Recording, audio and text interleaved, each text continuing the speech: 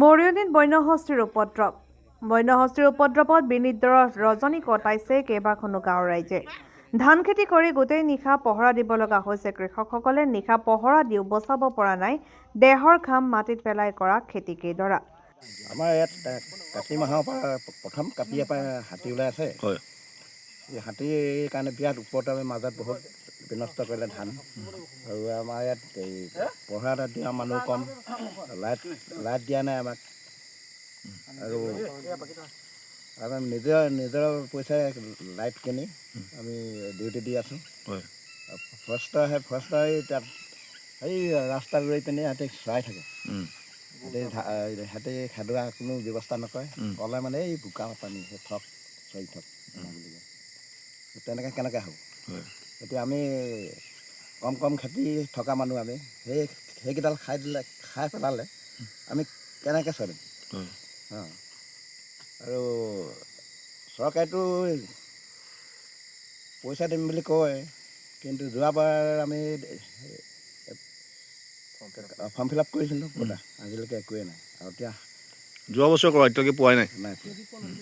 ক্ষতিপূৰণ নাই। ইয়াত লাইট চাইট দিব লাগে, চলাৰ লাইট হ'লেও কিবা ভালকৈ প্ৰটেকশ্যন। গিবন অভয়াৰণ্যৰ পৰা খাদ্যৰ সন্ধানত ওলাই অহা বন্যহস্তীৰ 40-50 জনীয়া জাকে দৈনিক সন্ধিয়া হোৱাৰ লগে লগে খেতিপথাৰত সোমাই বিনষ্ট কৰিছে ধান খেতি। বন বিভাগৰ লোক আহে যদিও বন্যহস্তীৰ পৰা ৰক্ষা কৰিব পৰা নাই ধান খেতিসমূহ। মাত্ৰ হাতী ৰখীয়াৰ দৰে কৰ্তব্য পালন কৰাহে পৰিলক্ষিত হৈছে। বিশেষকৈ নকছাৰী অঞ্চলৰ হোলংগুৰি, দিহিঙীয়াপাৰ, চিলাতলি, দিহিঙীয়া গাঁও, ভেলেউগুৰি, নপাম, মাউতজুলি, টিপালি, মৰঙিয়াল, তিৰুৱাল, ভেটাকে আদি কৰি এইকেইখন গাঁৱৰ ৰাইজৰ এতিয়া হাহাকাৰ অৱস্থা। বিধায়ক ৰূপজ্যোতি কুৰ্মীয়েহে এই অঞ্চলসমূহত টৰ্চ লাইন বিতৰণ কৰি ৰাইজক সহযোগ কৰা পৰিলক্ষিত হৈছে। বছৰ বছৰ ধৰি এনে সমস্যাই ৰাইজক অতিষ্ঠ কৰি তুলিছে। চৰকাৰ নাই কোনো স্থায়ী সমাধানৰ পদক্ষেপ। আপোনালোকক জনাবলৈ পাই আমি অতি দুখিত যে আমি অত কষ্ট কৰি পানি গোটেই হাজিৰা লগাই আমি নিজেই কষ্ট কৰিব নোৱাৰো। হাজিৰা লগাই পানি কাম কৰি ৰোৱা তোলাৰ পৰা গোটেইখিনি কৰি মেলি আমি চব কোচ কৰো, কিন্তু আজি যদি শস্য চপাবৰ সময়ত যদি এনেকুৱা এটা পৰিস্থিতি হয়, আমি তেতিয়াহ'লে কি কৰিম আপুনিয়ে কওকচোন। চৰকাৰক এই সম্বন্ধত কম কি, এখন চৰকাৰে যেতিয়া গোটেই বস্তুখিনি আণ্ডাৰ কেপচাৰত ৰাখিব পাৰে, আজি তেখেতসকলে কিয় হাতীসকলক, যিটো বনৰীয়া হাতীৰ উপদ্ৰৱ আমাৰ চলি আছে গিবন অভয়াৰণ্যৰ অঞ্চলৰ আশে পাশে, তেওঁলোকে কিয় প্ৰটেকশ্যন দিব পৰা নাই। আমাৰ সেইখিনিতে আমি হাতীৰ ওপৰত আমি কোনো বিদ্ৰোহ প্ৰকাশ কৰিব যোৱা নাই, আমি হাতীক আমি সংঘাতো কৰিব যোৱা নাই। তেখেতসকলে যদি এখন বিয়াগোম চৰকাৰে যদি গোটেই অসমখন চলাব পাৰে, হাতীকেইজনক মানে যিখিনি হাতীৰ দল আছে তেওঁলোকক কিয় প্ৰটেকশ্যন দিব পৰা নাই, এইখিনিতে আমাৰ এটা আক্ষেপ আছে।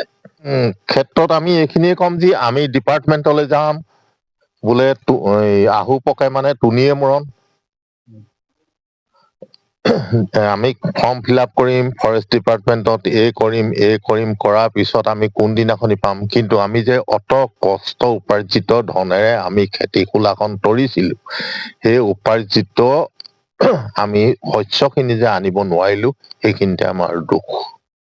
হাতী খেদি ধান খেতি বচাবলৈ গৈ বহুজনৰ মৃত্যু হোৱা আৰু বহুজনৰ মৃত্যু মুখৰ পৰা কথমপি প্ৰাণ ৰক্ষা পোৱাৰো বহু উদাহৰণ আছে। প্ৰায়ে খেতি বাতি বিনষ্ট কৰি ঘৰ দুৱাৰ তহিলং কৰে বন্যহস্তীৰ জাকটোৱে।